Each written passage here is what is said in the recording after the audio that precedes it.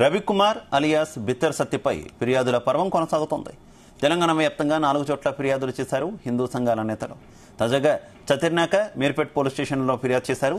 గతంలో Hyderabad CCS Suryapet town police స్టేషన్లోనూ ఫిర్యాదులు చేశారు. అయితే రోజురోజుకు ఈ వివాదం ముదురుతుండటంతో నిన్న క్షమాపణలు చెబుతూ వీడియో రిలీజ్ చేశారు. దీంతో సంతృప్తి చెందని హిందూ సంఘాలు మీడియా ముందు బహిరంగ క్షమాపణ చెప్పాలని డిమాండ్ చేస్తున్నాయి.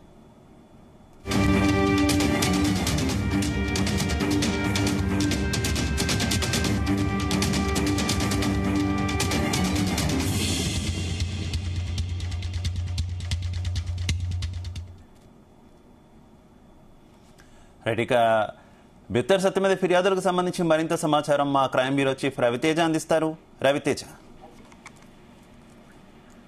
ఈ వానరసేన అభ్యంతరాలు వ్యక్తం చేస్తూ బిత్తర్ సత్యపై ఇచ్చినటువంటి ఫిర్యాదుల పర్వం రాష్ట్ర వ్యాప్తంగా కొనసాగుతోంది. ఇప్పటికీ ఈ ఇష్యూ వెలుగులోకి వచ్చిన తర్వాత వానరసేన హిందూ సంఘాలు కలిసి రాష్ట్ర వ్యాప్తంగా 4 చోట్ల ఈ ఫిర్యాదులు అందజేసినట్టుగా తెలుస్తోంది.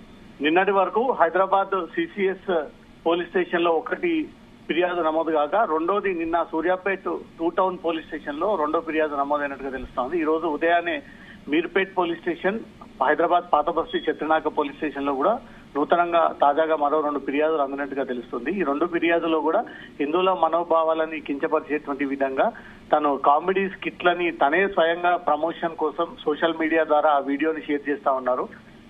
పవిత్రమైనటువంటి హిందువులుగా భావించేటువంటి భగవద్గీత గ్రంథాలయాన్ని అపహాస్యం చేస్తూ అవహేళనగా మాట్లాడుతూ హిందూ సెంటిమెంట్స్ ని దెబ్బతీసి దేవుళ్ళని టార్గెట్ గా చేసి చాలా రోజుల నుంచి బిత్తర్ సత్య ఈ రకమైనటువంటి స్క్రిప్ట్ చేస్తున్నప్పటికీ హిందువులు ఎవరు కూడా పెద్దగా దాన్ని పట్టించుకోకపోవడంతో తన హద్దులు మితిమీరి ఈ రకమైనటువంటి వీడియోస్ ని క్రియేట్ చేస్తూ హైప్ పొందేటువంటి ప్రయత్నం చేస్తా ఉన్నాడు. ఇలాంటి వ్యక్తికి తగిన చర్యలు తీసుకుంటే భవిష్యత్తులో హిందూ సమాజాన్ని, హిందూ ధర్మాన్ని ఇంకెవరు కూడా అగౌరవపరిచే విధంగా వ్యవహరించారు అనే ఒక ఉద్దేశంతో ఈ ఫిర్యాదుల పర్వం కొనసాగుతా ఉంది. నిన్న ఆల్రెడీ బిత్తర్ సత్య ఒక సెల్ఫీ వీడియో విడుదల చేస్తూ హిందువుల మనోభావాలు దెబ్బతీసినట్టయితే అందరికీ క్షమాపణలు కోరుతున్నాను, భవిష్యత్తులో ఈ రకంగా రిపీట్ అవ్వదు, అది కావాలని చేసినటువంటి స్కిట్ కాదు, తన స్కిట్ లో కామెడీలో భాగంగా చేసినటువంటి స్కిట్ అంటూ కూడా తను ఆ రకమైనటువంటి స్టేట్మెంట్ ఇచ్చినప్పటికీ హిందూ సంఘాలు ఎక్కడ కూడా దాన్ని కన్సిడర్ చేయకుండా, యాక్సెప్ట్ చేయకుండా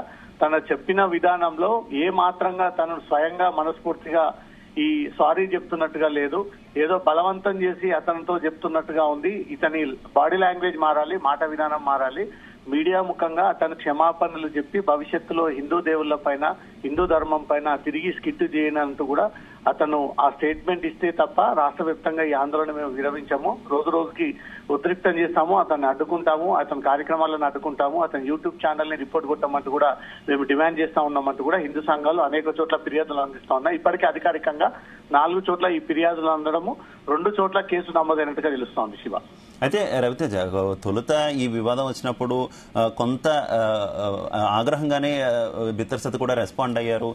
ఏం చేసుకుంటారో చేసుకోండి, మీకు ఇష్టం ఉంటే చూడండి, లేదంటే లేదు అన్న విధంగా మాట్లాడారు అనేటటువంటి వార్తలు వచ్చాయి. కానీ ఇప్పుడు తాజాగా ఆయన క్షమాపణలు చెప్పడం ఏంటి, పూర్తి స్థాయిలో చిక్కుల్లో పడుతున్నానని అర్థం చేసుకున్నారు ఎప్పటికైనా?